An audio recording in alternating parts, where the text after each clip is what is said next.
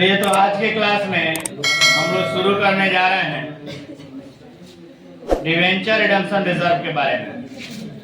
DRR नाम का एक नया कंसेप्ट पढ़ने जा रहे हैं सर हम लोग, ठीक है। सभी लोग हेडिंग बना लेंगे, डिवेंचर रिडम्पशन रिजर्व। एक्चुअली में ये जो डिवेंचर रिडम्पशन रिजर्व हेडिंग है, ये इससे पहले आप कह सकते हैं कि ये जो कॉन्सेप्ट है डिवेंचर रिडम्पशन रिजर्व का, ये निकल के आता है आपका एक मेजर कंसेप्ट से, जिसको कहते हैं legal provision relating to redemption of debenture. Legal provision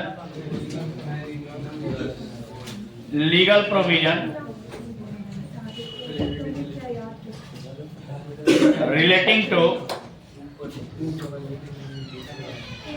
redemption of debenture. चलिए अब जरा ध्यान से सुनिएगा सभी लोग।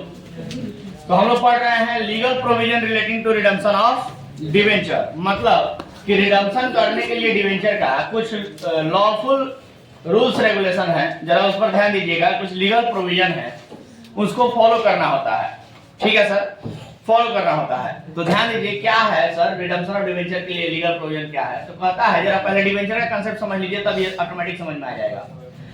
डिवेंचर का कांसेप्ट कहता है कि लॉन्ग टर्म के लिए लोन लिया गया है किसी कंपनी के द्वारा, है कि नहीं। लॉन्ग टर्म के लिए पब्लिक से लोन लिया गया है किसी कंपनी के द्वारा, 5 साल 7 साल 8 साल 10 साल 15 साल 20 साल तक का हो सकता है। ऐसे ही पढ़े होंगे आप लोग, है कि नहीं। एक लंबे समय पीरियड के लिए ये डिवेंचर नाम का लोन जो है वो कंपनी लेती है किसी माने पब्लिक से, ग्रुप ऑफ पब्लिक से। तो सर एक समय आएगा जब वो पैसा हमें लौटाना पड़ेगा, है कि नहीं। एक समय आएगा जब पैसा लौटाना पड़ेगा। लेट सपोज एग्जांपल हम लेते हैं, जिसे मान लीजिए कि 5 साल के लिए कंपनी ने पब्लिक से लोन लिया था। कितने साल के लिए? 5 साल के लिए। और तो 5 साल बाद जब 5 साल खत्म होगा तब वो पैसा लौटाना होगा पब्लिक को वापस से। तो मान लीजिए कि 5 साल खत्म हो रहा है, ठीक है, हम लोग 5वें साल आ चुके हैं। तो अब साल के अंत में हमें क्या करना होगा, और 5 साल तक लगातार हर साल जितना रेट ऑफ इंटरेस्ट देने की बात की गई थी उस डिवेंचर पे, वो इंटरेस्ट दिया जाएगा हर साल, है कि नहीं। हर साल इंटरेस्ट दे रहे हैं और 5वें साल के अंत में हम क्या करेंगे, उस डिवेंचर का रीपेमेंट पूरा का पूरा पैसा कर देंगे। यही है कांसेप्ट। तो कहता है इसमें, रुक जाइए, जैसा कि कल आप लोगों ने सीखा था कि डिवेंचर का जो भी पैसा है डिवेंचर होल्डर में ट्रांसफर करके और पेमेंट कर दीजिए, उसको थोड़ा सा होल्ड पे डालिए। अभी कुछ लीगल प्रोविजन होते हैं, कुछ लीगल काम होते हैं, मतलब रूल्स रेगुलेशन कुछ होते हैं जो सरकार के द्वारा बनाया गया है, सेबी के द्वारा बनाया गया है, उसको थोड़ा सा फॉलो कर लीजिए। और क्या करना है सर, तो यहाँ 3 काम किया जाता है। कौन कौन सा 3 काम किया जाता है। तो पहला, जिस साल में रिडम्पशन करना है, ध्यान दीजिएगा, एक बार में सुनिएगा पूरा अच्छे से। जिस साल में रिडम्पशन करना है, जिस साल में रिडम्पशन करना है, मैंने एग्जांपल में जो बोला था उसमें 5वां साल था। 5वें साल में रिडम्पशन करना है, तो 5वें साल में जो रिडम्पशन करना है, तो 5वें साल के शुरुआत महीने में, यानी पहला महीना, 5वां साल जब शुरू होगा, जिस साल में हमें रिडम्पशन करना है, वो जो साल शुरू होगा 5वां साल, उस 5वें साल के शुरुआत महीने में, इन जनरल अगर हम फाइनेंशियल ईयर के हिसाब से बोले हैं तो 5वां साल का शुरुआत अप्रैल महीने में होगा। अरे कोई भी साल का शुरुआत अप्रैल महीने में होगा ना। तो अप्रैल महीने में लास्ट डेट को, अप्रैल महीने में लास्ट डेट को, कौन से साल में, 5वें साल में, जिस साल रिडम्पशन करना है उस साल में, ध्यान से सुनिएगा, 5वें साल जिस साल रिडम्पशन करना है उस साल के शुरुआत महीने में, शुरुआत महीना कौन सा मैंने बताया, अप्रैल। अप्रैल महीने के लास्ट डे को, लास्ट डे का मतलब 30 अप्रैल को हमें किसी गवर्नमेंट सिक्योरिटीज में जितना भी डिवेंचर अमाउंट है उसका 15%, कितना परसेंट, 15% इन्वेस्टमेंट करना होता है। क्या करना होता है, 15% इन्वेस्टमेंट करना होता है। फिर से सुनिएगा, जिस साल में रिडम्पशन करना है, उस साल के शुरुआत महीने में, जिस साल में रिडम्पशन करना है उस साल के शुरुआत महीने में, लेट सपोज शुरुआत महीना किसी भी साल का अप्रैल में होता है, उस अप्रैल महीने के लास्ट डे को, मतलब लगभग 30 अप्रैल को हमें क्या करना है, तो डिवेंचर का जितना भी लोन अमाउंट है उसका 15%, कितना परसेंट, 15% हमें किसी गवर्नमेंट सिक्योरिटीज में, यानी सरकारी प्रतिभूतियों में हमें निवेश करना होता है, यानी इन्वेस्टमेंट करना होता है। कितना परसेंट, 15%। 15% किसका 15%, डिवेंचर का अमाउंट जितना है उसका, डिवेंचर का जितना अमाउंट है उसका 15% हमें क्या करना होता है, 15% हमें किसी गवर्नमेंट सिक्योरिटी यानी सरकारी प्रतिभूतियों में हमें निवेश करना होता है, यानी इन्वेस्टमेंट करना होता है। समझ गए बात? तो ये हो गया रूल नंबर 1। ठीक है, तो रूल नंबर 1 लिख देते हैं। सबसे पहला rule number 1,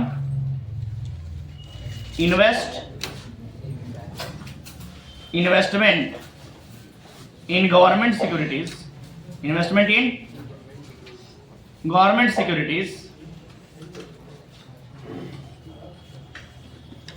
eight the rate 15% of, किसका 15% of total amount of debenture, total amount of redeemable debenture. देख रहे हो, रिडीमेबल शब्द हम लिख रहे हैं। रिडीमेबल में जितना रिडीम करना है डिवेंचर को, रिडीमेबल डिवेंचर, रिडीमेबल डिवेंचर यानी जितना डिवेंचर को रिडीम करना है उसका 15% इन्वेस्ट कर देना है। ऑन, कब करना है सर? ऑन 30th अप्रैल, सीधे डेट लिख देते हैं, क्लियर रहेगा, है ना?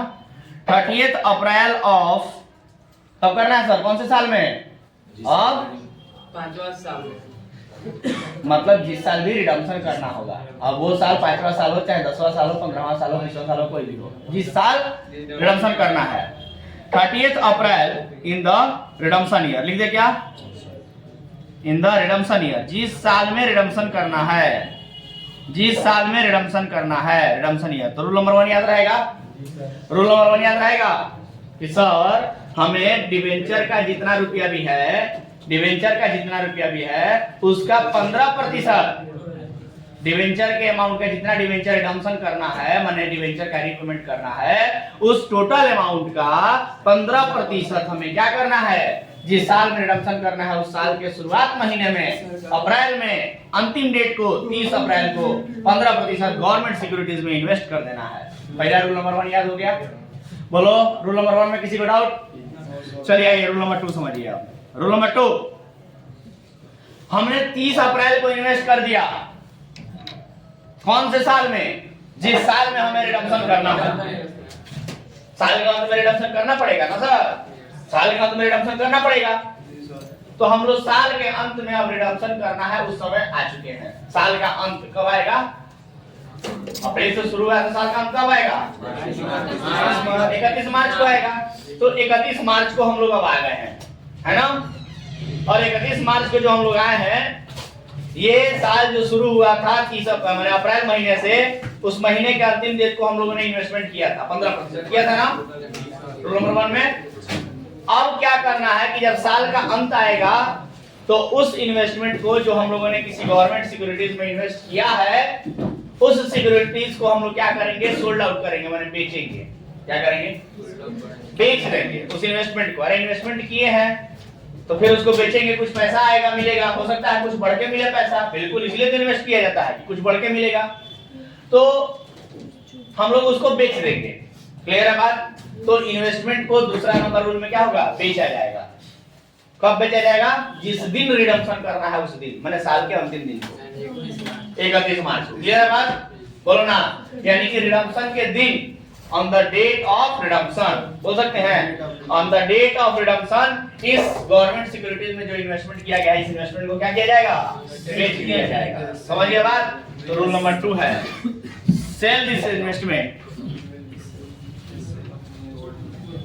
Cell this investment. एकदम आसान भाषा में लिखवा रहे हैं, किताब में इतनी आसान भाषा में नहीं लिखा है, ठीक है? Sell this investment on the date of, on the date of, बोलो ना कौन से डेट को?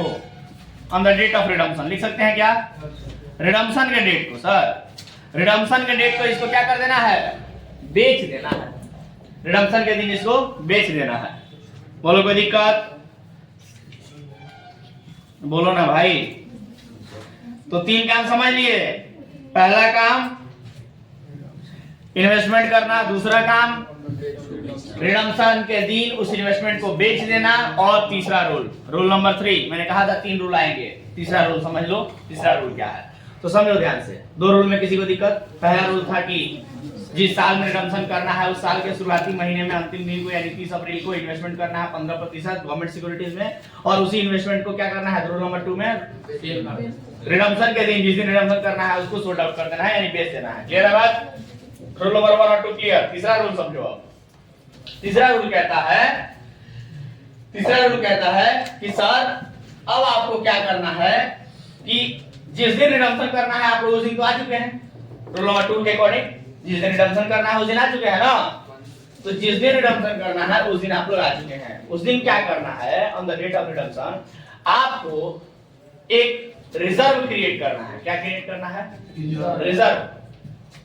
और रिजर्व कहां से क्रिएट होता है? प्रॉफिट से। जो हमारे बिजनेस में प्रॉफिट पड़ा है वही से ना रिजर्व बनता है जी। तो पार्टनरशिप में भी आप लोगों को ये सब पढ़ने को मिला था, है कि नहीं? रिजर्व बनाना है तो कहां से बनेगा? प्रॉफिट से। याद है ना? तो यहाँ भी रिजर्व बनाना है तो, और वो रिजर्व क्यों बनाना है सर?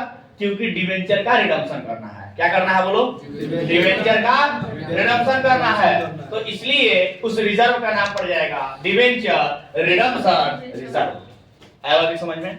एक रिजर्व क्रिएट करना है जिस दिन रिडम्पशन करना है उस दिन, और वो रिजर्व क्यों कर रहे हैं हम लोग? डिवेंचर के रिडम्पशन के लिए।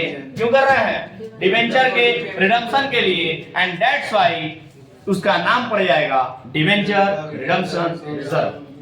आया लॉजिक समझ में? बोलो ना। और ये किस दिन होगा? किस दिन होगा? जिस दिन रिडम्पशन किया जाएगा। विदाउट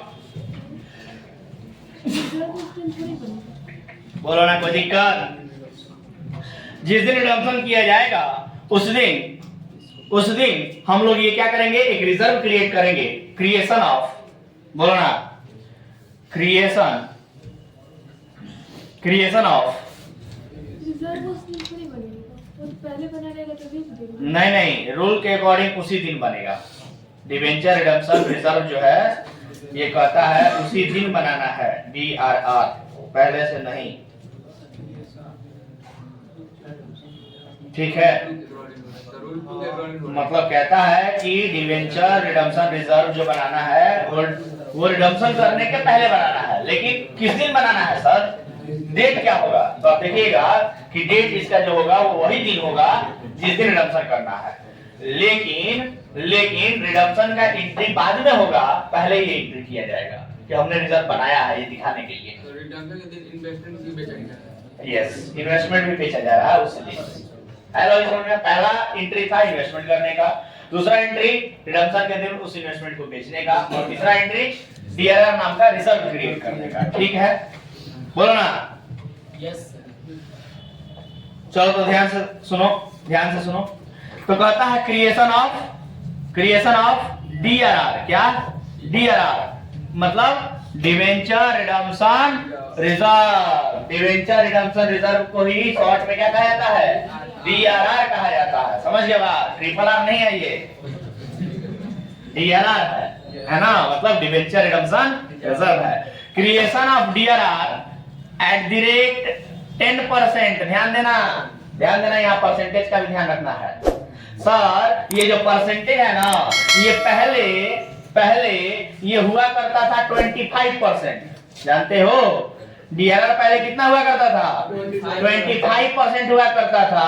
बट अब क्या है, ये 25% से घटा करके 10% कर दिया गया है। जितना रुपया का भी डिवेंचर रिडम्पशन करना है, मतलब लोन का रीपेमेंट करना है, डिवेंचर नाम का लोन जो है ना उसका रीपेमेंट करेंगे हम लोग। तो डिवेंचर नाम के लोन का जो रीपेमेंट करना है, उस जितना भी रुपया है उस रुपए का 10%, जितना भी रीपेमेंट करना है उस टोटल रुपए का 10% क्या बनाना है? रिजर्व बनाना है। उस रिजर्व को क्या कहेंगे? DRR कहेंगे, डिवेंचर रिडम्पशन रिजर्व कहेंगे। तो creation of DRR eight the rate of 10%। और ये पहले 2018 के पहले हुआ करता था 25%, 25% हुआ करता था ये DRR नाम का रिजर्व। बट आज के समय में कितना है सर? आज के समय में 10% है। ठीक है? चलिए, तो कहता है creation of DRR eight the rate of 10% of the outstanding माने बाकी, आउटस्टैंडिंग का मतलब बकाया, outstanding amount of debentures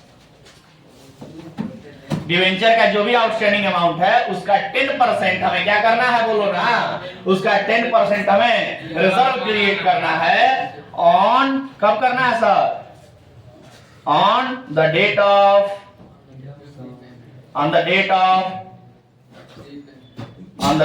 redemption. बोल सकते हैं क्या?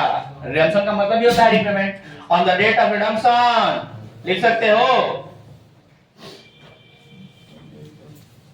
But before redemption. मतलब मैं कहना चाहता हूं कि रिडम्पशन के डेट के पहले, माने रिडम्पशन के डेट नहीं, रिडम्पशन के एंट्री के पहले, जो रिडम्पशन का एंट्री करते हो, debenture account debit to debenture holder है, डिवेंचर होल्डर टू बैंक, लिखते हो ना रिडम्पशन की एंट्री, उस एंट्री के पहले इसको किया जाएगा। लॉजिक समझ में आ गया? चलिए, तो ये 3 रूल होते हैं सर, 3 लीगल प्रोविजन। चलिए, रूल नंबर 1 क्या कहता है? 15% इन्वेस्ट करना है। कौन से डेट को? जिस साल रिडम्पशन करना है उस साल के 30 अप्रैल को। पहला महीना का अंतिम डेट 30 अप्रैल को। समझ गया बात? दूसरा क्या करना है? आप जिस दिन रिडम्पशन करना है उस दिन उस इन्वेस्टमेंट को बेच देना है। तो रिडम्पशन के लिए उस इन्वेस्टमेंट को हम लोग बेच दिए। अच्छा, इन्वेस्टमेंट जो करना था वो कितना करना था? 15%। उसके बाद हम लोग उस इन्वेस्टमेंट को बेच देंगे रिडम्पशन के दिन। तीसरा रूल क्या कहता है? डीआरआर नाम का एक रिजर्व बनाना है, डिवेंचर रिडम्पशन रिजर्व नाम का। समझ गए? कहां से बनेगा? प्रॉफिट से बनेगा। कितना बनेगा? 10% बनेगा। किस दिन बनेगा? जिस दिन रिडम्पशन करना है, लेकिन रिडम्पशन के एंट्री के पहले। तो ये 3 लीगल प्रोविजन समझ में आ गया। और बस चौथा और पांचवा आप जानते हैं, जिस दिन रिडम्पशन करना है उस दिन तो हम लोग आ गए हैं ना जी। जिस दिन रिडम्पशन करना है उस दिन तो आ गए हैं। अब इस दिन क्या करना है? डिवेंचर के अमाउंट को, टोटल अमाउंट को डिवेंचर होल्डर में ट्रांसफर कर देना है, डिवेंचर होल्डर का पेमेंट कर देना है। लॉजिक समझ गए? बोलो ना। तो ये 3 लॉ थे, 3 रूल्स थे, लीगल प्रोविजन थे। और उसके बाद pass the entry of redemption. Pass the entry of, बोलो ना, रिडम्पशन। रिडम्पशन का एंट्री जानते हो ना? बोलो ना, क्या होता है रिडम्पशन का एंट्री? जिसमें पहला नंबर हो जाएगा convert debenture into debenture holder and then paid to debenture holder. यही होता है ना? पहला नंबर कन्वर्ट करेंगे, convert the amount of debenture to, बोलो, टू डिवेंचर होल्डर।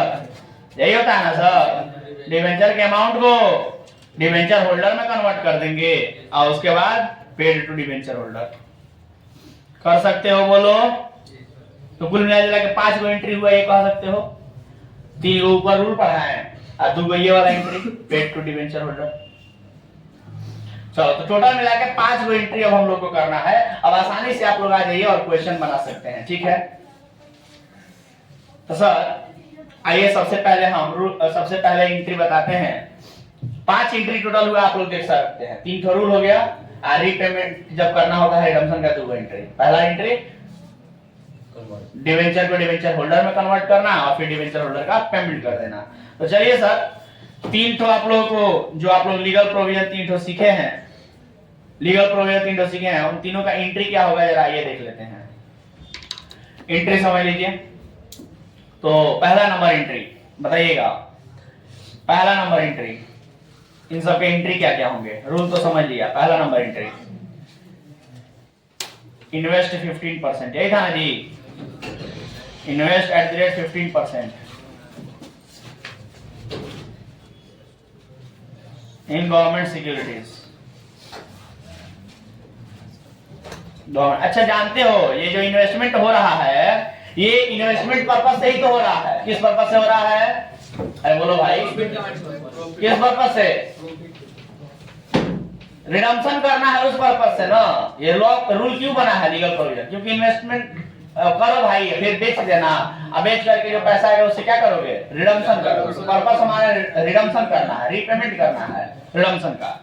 समझ गए बात? तो इसीलिए रिडम्पशन करना है, चूंकि इसीलिए कहता है कि इस इन्वेस्टमेंट का नाम भी पड़ जाता है debenture redemption investment, DRI, debenture redemption investment. तो इन्वेस्टमेंट करेंगे तो एंट्री बताइए क्या होगा सर? एंट्री होगा, लिखेंगे इन्वेस्टमेंट करेंगे तो debenture redemption debenture redemption investment account debit, investment account debit to bank account. अरे इन्वेस्ट करोगे तो पैसा जाएगा ना जी। दूसरा एंट्री क्या करोगे आप, इस इन्वेस्टमेंट को बेचोगे, सेल ऑफ इन्वेस्टमेंट। बोलो कोई दिक्कत, इन्वेस्टमेंट को बेचोगे ना, जिसको डीआरआई कह रहे हो तुम, डीआरआई को बेचोगे, डिवेंचर रिडम्पशन इन्वेस्टमेंट को बेचोगे तो एंट्री क्या होगा बोलो, पैसा आएगा, पैसा आएगा तो bank account, bank account debit to DRI account. बोलो ना, debenture redemption investment account.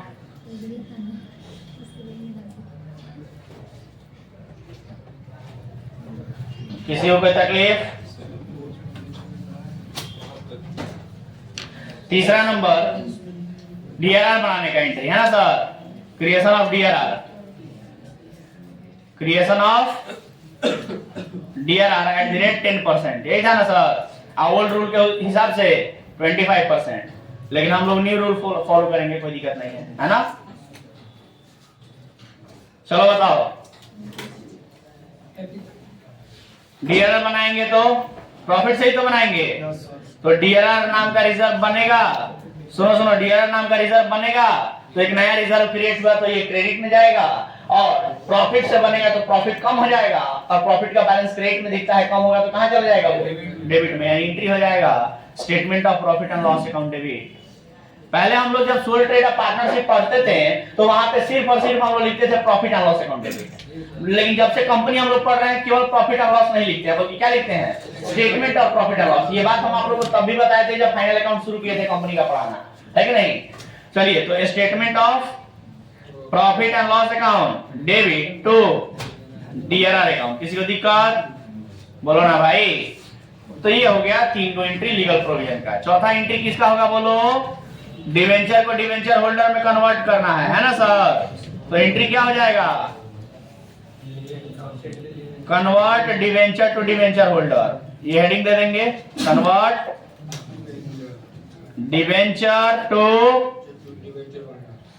Debenture holder. समझ गए बात, डिवेंचर को डिवेंचर होल्डर में कन्वर्ट करना है सर। तो डिवेंचर को डिवेंचर होल्डर में कन्वर्ट करेंगे तो आप लोग कन्वर्ट करने का एंट्री जानते हो ना, जल्दी से बोलो। परसेंटेज डिवेंचर, परसेंटेज कौन बोलेगा, परसेंटेज डिवेंचर, हाँ हड़बड़ाओ नहीं, एकदम से पूरा डिटेल में बोला करो। Percentage debenture account debit to, very good, debenture holder account, debenture holder में परसेंटेज लिखोगे। अब इस डिवेंचर होल्डर का पेमेंट कर दोगे, पेड टू डिवेंचर होल्डर। चलो जल्दी से बता दो, अगर डिवेंचर होल्डर का पेमेंट होगा तो एंट्री क्या करते हो, जल्दी बताओ। Debenture holder account debit to, नहीं बोलोगे, टू बैंक अकाउंट, पैसा गया है कि नहीं। चलो सर, क्या अब टफ लग रहा है क्या, वो दो तो आप लास्ट वाला दो तो पहले से जानते हैं, बस वो शुरू का 3 ठो आप लोगों को ध्यान में रखना है, शुरुआत का 3 ठो कि सर एक तो डीआरआई का डिवेंचर रिडम्पशन इन्वेस्टमेंट करना है पहले 15%, ठीक है, टोटल अमाउंट ऑफ डिवेंचर का, टोटल अमाउंट ऑफ डिवेंचर का 15% इन्वेस्टमेंट करना है, और जब 15% आप इन्वेस्टमेंट कर लीजिएगा तो उसके बाद जिस दिन रिडम्पशन करना है उस दिन उस इन्वेस्टमेंट को बेच दीजिएगा, और फिर उसी दिन डीआरआर बनाइएगा, फिर रिडम्पशन का एंट्री कीजिएगा डिवेंचर को डिवेंचर होल्डर में ट्रांसफर करने का, और फिर डिवेंचर होल्डर का पेमेंट कर दीजिएगा। ये 5 एंट्री आप लगातार आपको मिलेगा पूरे चैप्टर में, पूरे क्वेश्चन में, लाइन से कम। चलिए तो शुरू हो जाइए क्वेश्चन। देखिए कंसेप्ट बहुत अच्छे से आप लोगों ने समझ लिया है, कंसेप्ट समझने में कोई कमी नहीं हुई। अब बस सवाल को फटाफट करके लाना है, घर से हम समझा देते हैं, ठीक है। आइए सवाल खोलिए, सवाल नंबर निकालिए, सवाल नंबर बोलो, क्वेश्चन नंबर 1 नहीं, 1 तो बन चुका है, हाँ। क्वेश्चन नंबर 2 कहीं 2 में नहीं है, 9 नहीं ना, 2 देखो 2 टू में छोड़ो, 3 का ये देखो, 2 में थोड़ा प्रीमियम वगैरह तो दिया है, पहले सिंपल केस समझ लो फिर प्रीमियम वगैरह समझ लो। नहीं तो वो तो सिंपल वाला केस है, डीआरआर का केस उसमें नहीं था।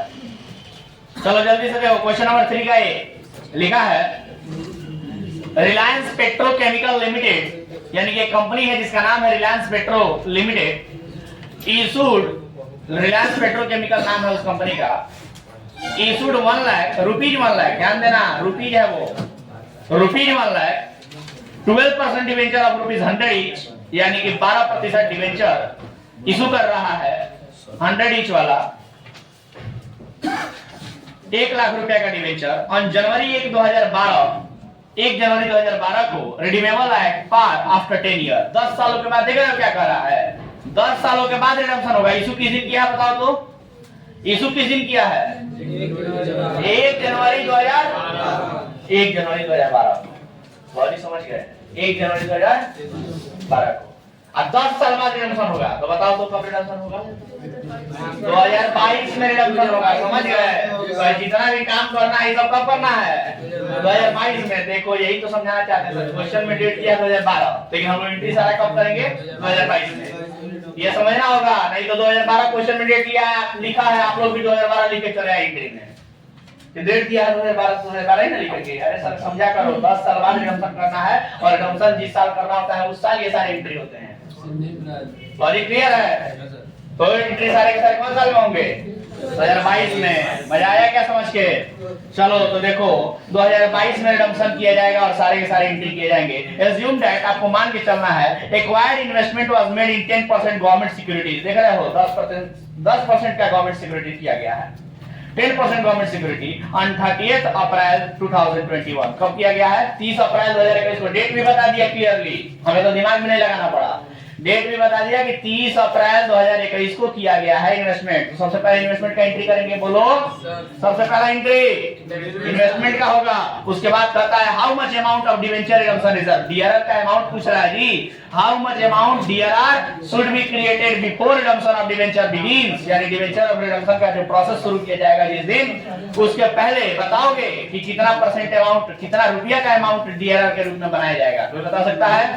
अरे तो डीआरआर कितना बनता है भाई? 10% बनता है ना total amount of redeemable debenture का। तो रिडीमेबल डिवेंचर कितना रुपया है? कितना रुपया का डिवेंचर रिडीम करना है? 1 लाख रुपया का ना, उसका 10% बताओ ना भाई, 10,000 अकॉर्डिंग टू न्यू रूल। लेकिन मैंने कहा था पुराने रूल के अनुसार 25% कहा था ना, और शायद आपके बुक में आंसर पुराने रूल के अनुसार दिया है। कितना आंसर दिया है? 25,000, यानी 25% के रेट से दिया है। और मैंने कहा था कि ओल्ड रूल 25% था, बट 2018 के बाद ये चेंज आ गया है, और पता नहीं आपका किताब और चेंज क्यों नहीं किया है।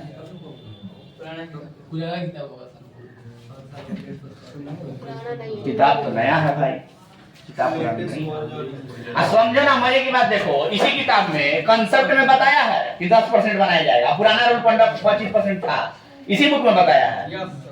लेकिन क्वेश्चन देखो पुराने रूल के अनुसार बनाया है।